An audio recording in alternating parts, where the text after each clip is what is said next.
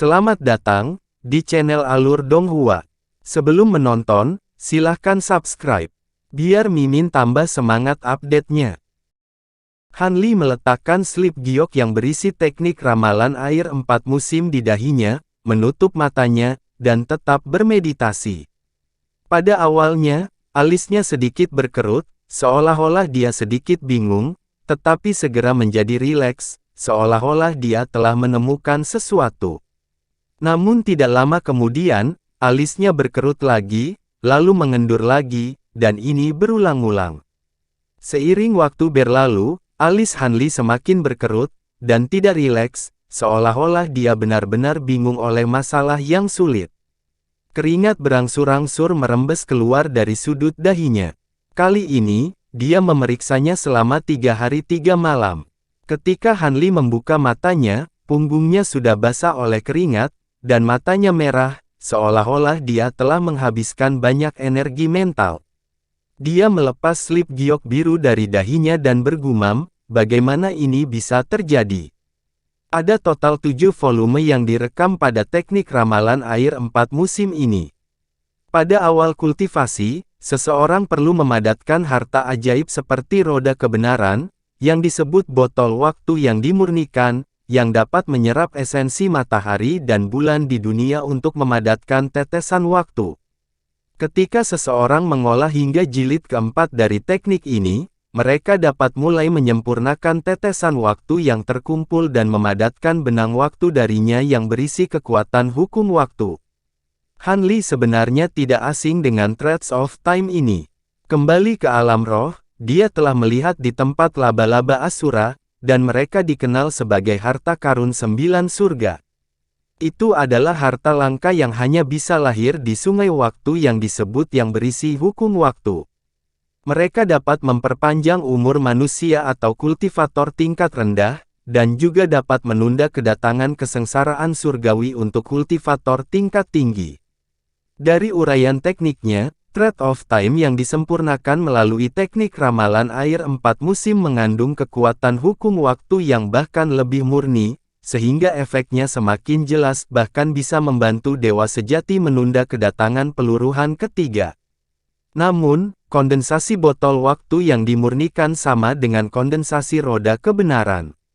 Tidak hanya membutuhkan benda yang berisi hukum waktu, tetapi juga membutuhkan banyak harta langka lainnya.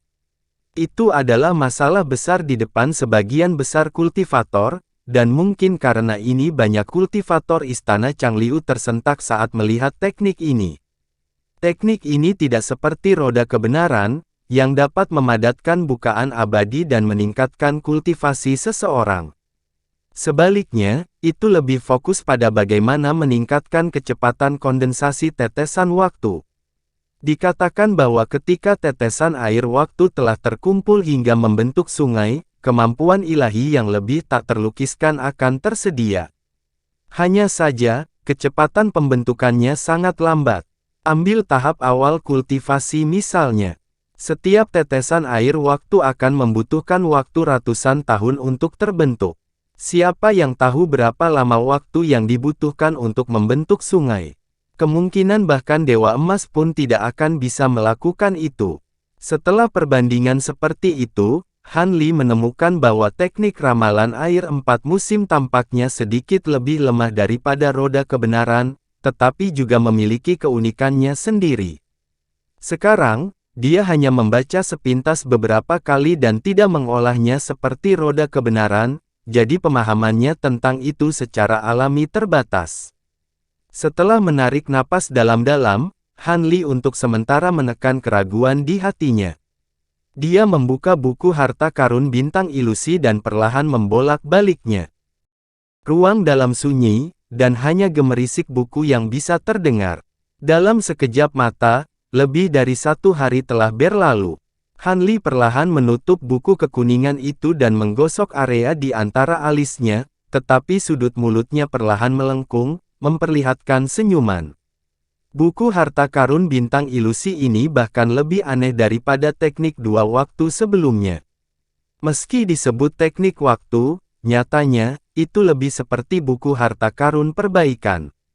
Alasan mengapa Hanli merasa seperti ini adalah karena setelah mengolah seni kultivasi ini sampai tingkat tertentu, dia akan dapat membedah beberapa objek yang mengandung kekuatan hukum waktu dan menyempurnakan sesuatu yang dikenal sebagai ilusionary Downsend darinya. Selama pasir bintang ilusi ini disempurnakan melalui metode khusus, itu bisa menciptakan ruang tertutup kecil dengan pasir dan disebut alam pasir bintang ilusi. Misalnya, kotak pasir bintang ilusi, botol pasir bintang ilusi, dan sebagainya. Di dalam ruang di dalam kotak pasir atau botol ini, aliran waktu akan berubah. Jika ada cukup pasir bintang ilusi, apakah itu? Sebuah pikiran tiba-tiba muncul di benak Hanli, dan alisnya mau tidak mau terangkat. Setelah beberapa saat, ekspresinya dengan cepat kembali normal, dan dia tertawa mengejek diri sendiri. Jangan bicara tentang apakah itu benar-benar dapat dilakukan. Dari mana saya mendapatkan begitu banyak pasir bintang ilusi? Bagaimana bisa begitu mudah mendapatkan sesuatu yang mengandung hukum waktu? Setelah dia selesai berbicara, tatapannya bergerak bolak-balik antara dua slip batu giok dan buku kuno, dan dia mengungkapkan ekspresi kontemplasi. Ketiga teknik kultivasi ini semuanya memupuk kekuatan hukum waktu, tetapi tampaknya berfokus pada aspek yang berbeda. Terlepas dari kitab suci transmutasi kata sejati, yang dapat dikembangkan sebagai teknik kultivasi, dua teknik kultivasi lainnya terkait dengan harta hukum waktu. Selain itu, setelah membandingkan dan menganalisis ketiga teknik tersebut bersama-sama, Hanli samar-samar merasa bahwa sepertinya ada semacam hubungan antara ketiganya. Tentu saja, ketiganya terkait dengan hukum waktu, jadi bisa dimengerti kalau ada beberapa kesamaan di antara mereka. Tetapi seiring dengan penelitian mendalam Hanli, dia menyadari bahwa masalahnya tidak sesederhana itu, tetapi ketika dia ingin menguatkannya, dia merasa ada beberapa tempat yang tidak cocok. Waktu berlalu, dan lebih dari 10 hari telah berlalu. Di dalam ruang dalam gua, Hanli berdiri di sana dengan sebuah buku kuno dan slip batu giok di tangannya, dan dia menunjukkan senyum pahit di wajahnya. Setelah berhari-hari merenung dengan pahit, dia masih tidak dapat menemukan solusi pada akhirnya. Lupakan saja, jika saya terus keras kepala, saya khawatir itu akan membentuk simpul di hati saya, dan itu akan menghambat kultivasi saya di masa depan. Setelah dia menghela nafas, dia memutar pergelangan tangannya dan menyingkirkan buku kuno dan slip batu giok itu. Karena hukum waktu dikenal sebagai salah satu dari 3 hukum tertinggi alam abadi, teknik terkaitnya, bagaimanapun juga, berbeda dari teknik biasa. Sebelum mencari tahu hubungan di antara mereka, Hanli tidak berniat untuk mengembangkan dua teknik lainnya dengan gegabah. Tentu saja, pada akhirnya, situasi saat ini tidak stabil, dan dia tidak punya banyak waktu. Dengan mengingat hal ini, dia duduk bersila lagi, memutar pergelangan tangannya, dan mengeluarkan botol porselen giok putih, menuangkan pil yang transparan seperti giok, lalu menelannya. Pil ini disebut pil jiwa salju, dan itu adalah salah satu pil tingkat dewa emas yang dia peroleh dari Xiao Jinhan. Itu memiliki efek mengkonsolidasikan yayasan seseorang dan mempromosikan kultivasi seseorang, dan itu cocok untuk dia ambil sekarang. Setelah beberapa saat, ekspresi Hanli kembali tenang, dan setelah duduk bersila, dia mulai memejamkan mata dan mengatur pernapasannya. Setelah pikirannya tenang, dia menempelkan sisa batu giok seputih salju yang diukir dengan pola emas ke ruang di antara kedua alisnya. Tercatat pada slip giok ini tepatnya adalah tingkat kelima dari kitab suci transformasi kata sejati. Lapisan riak emas beriak dari batu giok, berubah menjadi cahaya lembut yang menyelimuti Hanli. Dibandingkan dengan kesulitan saat pertama kali mengolah metode kultivasi keempat, metode kultivasi kelima tampaknya tidak terlalu sulit untuk dikembangkan. Setelah Hanli menghafal semua mantra, dia menyingkirkan batu giok itu. Dia menyilangkan tangan di depannya dan membuat isyarat tangan. Segera, ada riak cahaya keemasan di belakangnya, dan roda harta karun kebenaran perlahan keluar darinya dan melayang di udara. Karena formasi penghalang, fluktuasi roda harta karun kebenaran tidak bocor sama sekali, tetapi Jin Tong dan Xiao Bai, yang berada di luar, masih melihat jejak keanehan karena hubungan unik antara mereka dan Han Li. Mereka berbalik dan melihat ke dalam. Di roda harta karun kebenaran, ada bola cahaya yang bersinar terang, seperti matahari keemasan kecil, bersinar terang. Waktu berlalu dengan cepat, dan segera, lebih dari 3 bulan telah berlalu. Selama periode ini, Dark Star Canyon menjadi semakin hidup. Terlepas dari beberapa suku terbesar, hampir setengah dari suku kecil dan menengah lainnya telah bermigrasi ke suku Bintang Serene. Seluruh ras Serene Chen secara alami cukup sibuk. Noifan telah mengunjungi ras Serene Chen 2 kali selama bulan pertama, hanya untuk diberi tahu bahwa Han Li telah mengasingkan diri. Setelah itu, dia tidak mengunjungi tebing itu lagi, dan sepertinya semua orang sudah lupa bahwa ada manusia yang tinggal di sini.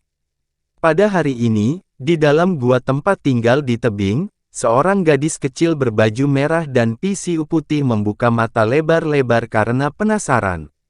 Mereka berdiri di depan penghalang cahaya yang memisahkan ruang dalam dan luar gua dan melihat ke dalam. Hanya 1 jam yang lalu, setelah Han Li memakan buah bulat dengan titik-titik emas padat di permukaannya, roda harta karun kebenaran di belakangnya menjadi lebih terang. Di bagian luar pahanya, pusaran emas kecil muncul, dan lapisan cahaya keemasan pekat berkumpul di sekitarnya dan melonjak ke dalam pusaran. Itu adalah bukaan abadi ke-61 miliknya. Dan dengan terciptanya aperture abadi ini, ada 2 bola lagi pola dao waktu di roda harta karun sejati. Setelah beberapa saat, ketika fluktuasi di sekitarnya berangsur-angsur melemah, Han Li juga perlahan membuka matanya. Tidak ada banyak kegembiraan di matanya, tetapi beberapa kekhawatiran. Dengan bantuan buah yang mengandung kekuatan hukum waktu, saya hanya berhasil membuat bukaan abadi dengan susah payah. Saya bertanya-tanya berapa banyak sumber daya yang saya perlukan untuk mengolah ke alam dewa primordial. Han Li tersenyum pahit. Namun, saat dia selesai berbicara, cahaya hijau bersinar di depan dadanya, dan botol hijau tua itu tiba-tiba terbang dengan sendirinya. Han Li mengangkat alisnya dan dengan cepat melihat roda harta karun sejati. Kemudian, dia terkejut menemukan ada 11 benang emas melilitnya, bersinar dengan cahaya kristal. Mereka adalah benang waktu. Buah yang dia peroleh dari Gong Su Jiu, dan dia masih tidak tahu apa itu, tanpa sadar memberinya utas waktu tambahan. Ini benar-benar kejutan yang menyenangkan. Tapi melihat postur botol langit di depannya, dia sepertinya bertransmigrasi lagi. Benar saja, dengan suara gemuruh, cahaya hijau pekat melonjak keluar dari botol hijau gelap yang telah membesar seukuran batu kilangan, dan secara kebetulan mengenai batasan yang memisahkan ruangan dalam dan luar, langsung merobek kehampaan dan memadatkannya, dinding kristal yang aneh. Penglihatan Jin Tong dan Xiao Bai terhalang oleh dinding kristal dan pembatasan, mereka tidak dapat melihat pemandangan di dalam, juga tidak dapat mendeteksi perubahan di dalamnya. Mereka hanya bisa kembali ke meja batu dengan sedikit kebosanan. Han Li melihat pusaran hijau yang secara bertahap muncul di dinding kristal dan perlahan menutup matanya. Kesadaran Han Li perlahan pulih. Dia membuka matanya dan melihat sekeliling. Dengan pengalaman dari 2 transmigrasi sebelumnya, dia tidak panik sama sekali. Sebaliknya, dia penasaran dan bersemangat. Pengalaman semacam ini hanya bisa ditemui secara kebetulan. Selain menggunakan pola dao waktu, dia sepertinya tidak kehilangan apapun. Sebaliknya, dia sepertinya mendapatkan sesuatu darinya. Ada beberapa plaza putih di depannya. Ada istana batu giok putih di sekitarnya. Mereka membentang sampai akhir visinya. Ada juga gunung terapung di udara. Ada juga istana dan bangunan di atasnya. Tempat ini sepertinya berada di sekte besar. Namun, sekte ini dipenuhi asap dan ledakan. Banyak istana yang rusak. Beberapa gunung terapung di langit juga hancur. Di mana-mana berada dalam keadaan kacau.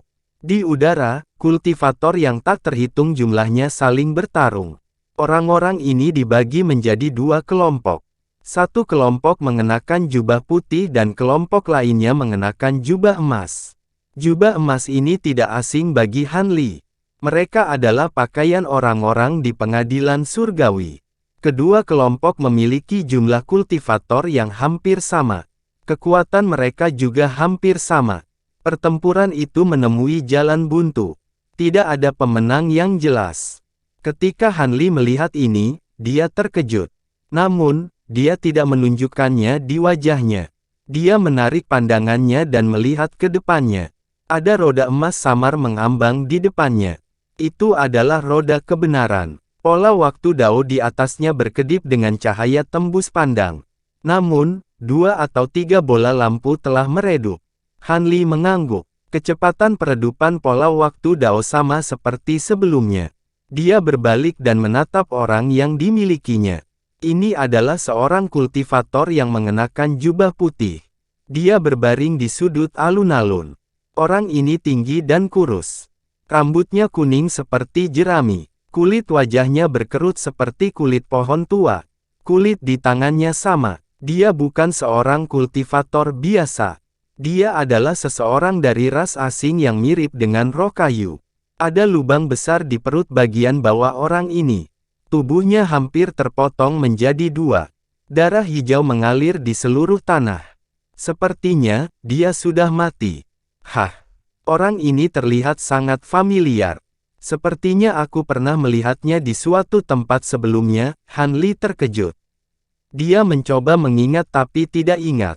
Dia kemudian menggelengkan kepalanya dan berhenti memikirkannya. Dia mencoba berkomunikasi dengan ingatan orang ini dengan telekinesis ilahi miliknya. Pada saat ini, ledakan gemuruh yang teredam datang dari langit. Awan di langit berputar dengan gila-gilaan, dengan cepat membentuk pusaran besar. Ledakan yang menghancurkan bumi terdengar dari kedalaman pusaran air, dan seberkas cahaya keemasan keluar dari pusat pusaran air. Cahaya keemasan itu terang dan menyilaukan, seperti matahari di langit berubah warna. Jantung Han Li berdetak kencang, cahaya emas ini memancarkan energi hukum dalam jumlah besar. Dia sama sekali tidak terbiasa dengan kekuatan hukum ini. Sebaliknya, dia sangat akrab dengannya. Justru kekuatan hukum waktu. Meskipun itu juga merupakan kekuatan hukum waktu dalam cahaya keemasan sangat kuat. Selain itu memberikan perasaan kesempurnaan tanpa akhir. Itu secemerlang matahari yang terik di langit, menyebabkan orang lain merasakan dorongan untuk tunduk padanya. Sebagai perbandingan, kekuatan hukum waktu yang dia kembangkan sendiri hanyalah jendela pecah dan ubin busuk, penuh celah di mana-mana.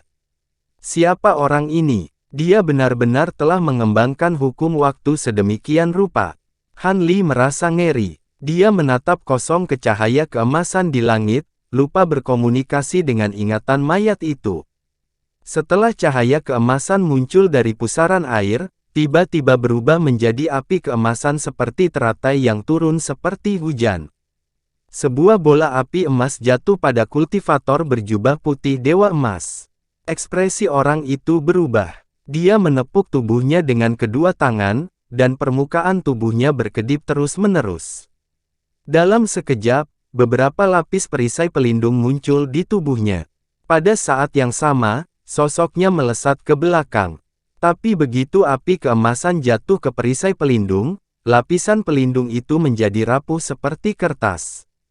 Api keemasan dengan mudah menembusnya dan tidak memainkan peran apapun.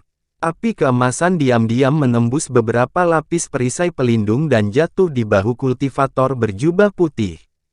Kultivator berjubah putih bahkan tidak sempat berteriak. Tubuhnya menua dengan cepat dalam nyala api keemasan. Kemudian, seluruh tubuhnya berubah menjadi abu lalu hanyut. Han Li yang berada di tanah melihat pemandangan ini dan ekspresinya berubah beberapa kali. Dia menghirup udara dingin. Api emas lainnya juga jatuh pada kultivator berjubah putih lainnya, secara akurat menghindari pasukan pengadilan surgawi itu. Dalam sekejap mata, hampir setengah dari kultivator berjubah putih berubah menjadi abu. Pada saat ini, teriakan panjang terdengar dari gunung biru terbesar yang melayang di langit. Awan emas terbang keluar darinya, memancarkan sinar keemasan. Han Li kaget lagi. Awan emas ini juga memancarkan semburan hukum waktu.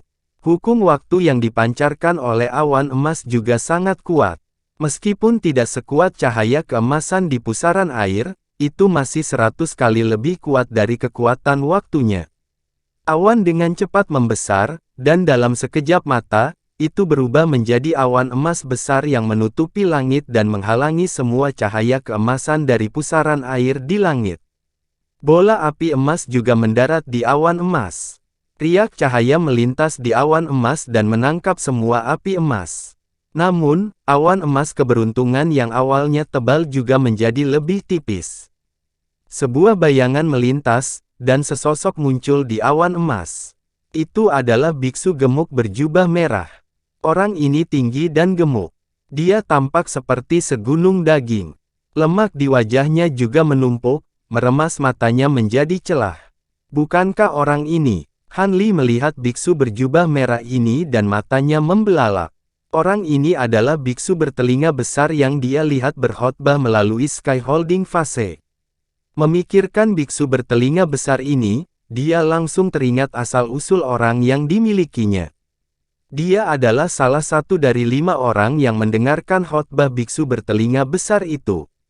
Angin, ayo. Wajah biksu bertelinga besar itu tidak menunjukkan banyak kegembiraan atau kemarahan. Dia berteriak dan melambaikan tangannya yang gemuk. Serangkaian rune hijau terbang keluar dari mulutnya. Dengan gemuruh yang keras, itu berubah menjadi tornado cian yang sangat tebal. Bila angin cian yang tak terhitung jumlahnya berjatuhan di dalamnya. Retakan spasial hitam muncul di kehampaan dimanapun ia lewat. Lingkaran fluktuasi spasial dengan gila-gilaan bergulir ke segala arah. Tornado hijau memancarkan aura destruktif yang bisa menghancurkan langit dan bumi saat menghantam pusaran di udara. Ini adalah dunia Dharma.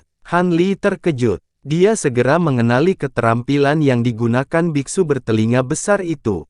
Dia juga telah memahami kemampuan ilahi ini dari beberapa mantra yang diucapkan orang ini saat itu. Namun, dunia Dharma yang dia pelajari hanyalah keterampilan ilusi. Apa yang digunakan biksu bertelinga besar sekarang adalah keterampilan yang nyata, dan kekuatannya menghancurkan bumi.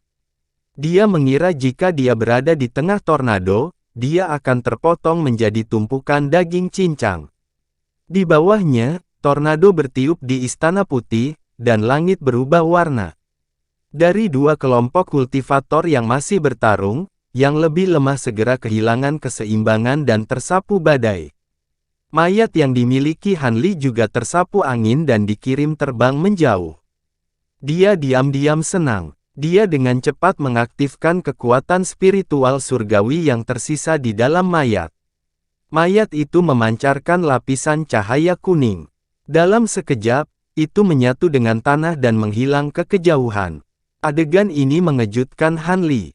Meskipun kekuatan spiritual surgawi yang tersisa di mayat itu tidak banyak, itu sangat murni. Itu bahkan lebih kuat dari kekuatan spiritual surgawinya sendiri. Pada saat ini, cahaya keemasan di tengah pusaran air kembali menyala. Dengan ledakan keras, telapak tangan emas besar muncul dari dalam. Telapak tangan ini berukuran sekitar 100 hektar. Di tengah telapak tangan, ada lingkaran emas besar yang memancarkan gelombang cahaya keemasan. Itu ditekan. Kekuatan hukum waktu meledak dari telapak tangan besar itu. Tornado hijau berhenti di tempatnya dan tidak bergerak. Angin liar di bawah juga berhenti. Kedua kelompok kultivator yang bertarung juga berhenti. Mereka semua memiliki ekspresi berbeda di wajahnya. Biksu bertelinga besar itu berdiri di atas awan keberuntungan emas di udara. Dia mengangkat kedua tangannya sedikit seolah-olah dia akan menggunakan suatu keterampilan. Namun, dia juga sama. Dia tidak bergerak. Han Li, yang melarikan diri ke kejauhan di bawah tanah, juga tiba-tiba berhenti saat dia melayang di tanah, benar-benar tidak bisa bergerak.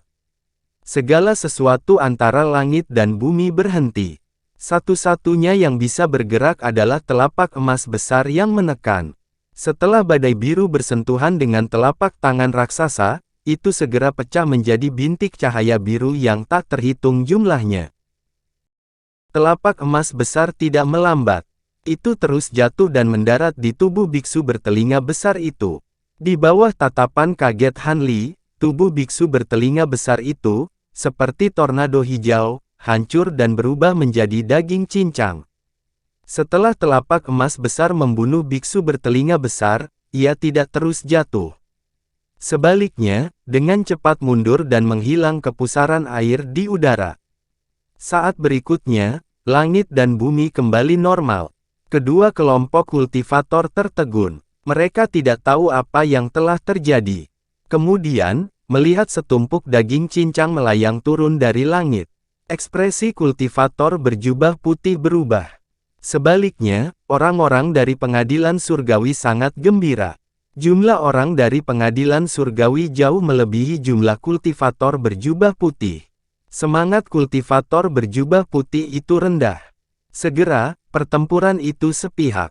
Di bawah tanah, Han Li juga kembali normal setelah telapak emas besar menghilang. Baru saja, apa yang terjadi? Dia bingung. Kesadarannya tampak kabur sesaat. Namun, perasaan itu cepat berlalu. Han Li tidak yakin apakah itu hanya imajinasinya. Ada yang tidak beres. Dia melihat roda kebenaran yang melayang di depannya. Tiba-tiba, dua pola waktu Dao padam. Han Li segera menyebarkan indera ilahinya untuk merasakan situasi di luar. Biksu bertelinga besar itu menghilang di udara. Tempat dia berdiri sekarang menjadi tumpukan daging cincang. Meski hanya setumpuk daging cincang, dia masih bisa mengenali aura dagingnya. Itu adalah biksu bertelinga besar.